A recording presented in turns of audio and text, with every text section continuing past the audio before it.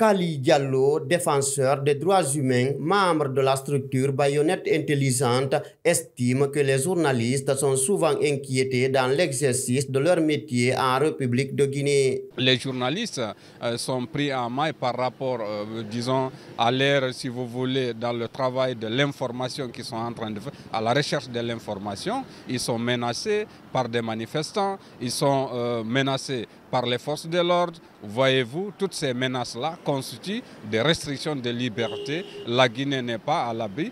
Une thèse que le président de l'alternance démocratique pour le changement du bloc de l'opposition constructive ne partage pas. Ibrahima Sori Diallo soutient pour sa part que la presse est bien libre en Guinée. La liberté de presse actuellement, il faut quand même s'en féliciter. En Guinée, la presse, ils jouissent bien de leurs droits et ils ne sont vraiment pas du tout menacés comme dans d'autres pays.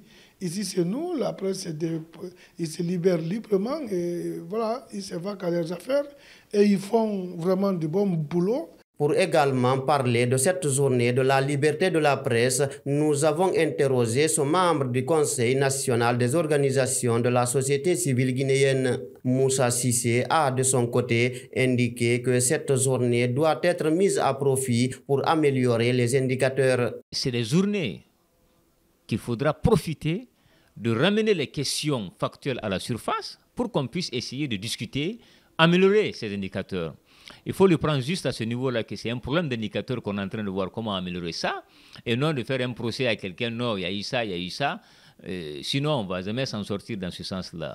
Sur les 180 pays évalués, la Guinée est classée au 85e rang par Reporters sans frontières. Le pays a donc perdu une place par rapport à 2022 dans le classement mondial.